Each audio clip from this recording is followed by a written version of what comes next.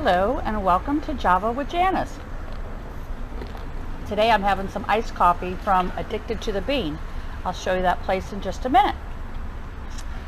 So first I want to talk a little bit about condos.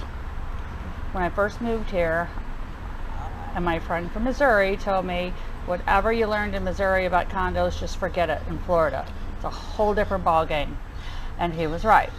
So let me just talk a little bit about some things you want to consider if you're thinking about getting a condo. So first of all, with condos, one of the things you need to be aware of is the condo association fees. They can be very extreme in their pricing, and it depends on many things. So you might have one that's less expensive, like say $400, but it doesn't include anything except maintenance of the grounds. You have one that's a lot more expensive, but you have to think about what it includes. Does it include sewer? Does it include trash? Does it include a gym? So there's they're so different. So every single condo is a completely different animal. So you have to be aware of what all it includes. And you want to check their financials. So do they have money in the budget in case something goes wrong? Like there's a storm and something has to be repaired, or the roof needs fixing.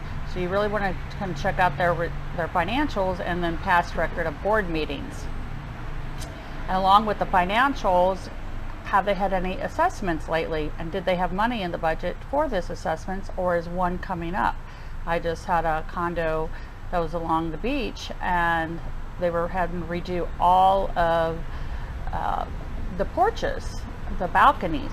They were all kind of crumbling down, but luckily that particular place already had money in the budget and already had it set up so that the new owner wasn't going to be hit with a big assessment. So another thing to consider is financing. A lot of condos do not allow FHA, and there's like a minimum amount. I learned a lesson on one. I sold a condo along the beach, and they had financing set up. Then we found out later it's called a condotel. So a condotel is a place that has their own management for rentals in place. So we had to scramble and get completely different financing. It all worked out, but you know that I'm going to make sure I know if there's management and it's a condotel. So just letting you know that so you don't make that mistake. And you'll definitely want to know what their rental policies are, because so many people in Florida rent them out for seasonal people and stay here in the winter.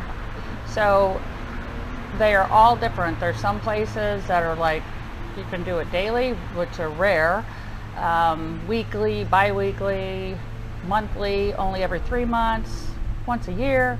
So you definitely have to know what their rental policy is depending on what you plan on doing it. If you plan on just living there full time, renting it out. So you definitely want to make sure about that.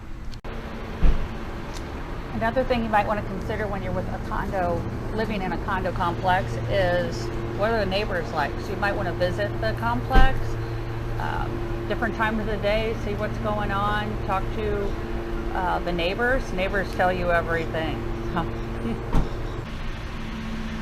So I hope that was some helpful tips for you if you're thinking about a condo in Florida. There's just a lot to check out, and make sure you check your HOA documents. I think I forgot to mention that. So anyway, okay, well, let's go look at Addicted to the Bean now. So Addicted to the Bean is a cute little coffee shop on Sun Boulevard, which is basically right at the entrance of Tierra Verde and a couple miles from St. Pete Beach. They offer sandwiches and all kinds of iced coffees, hot lattes, and they even have ice cream, which I just discovered. To the back of the place is a little lake where you can sit out there and have your coffee. I just went out there. There wasn't tables at this moment, so I guess hopefully they put them back out there, but it's really cute in the back. So let's take a little tour.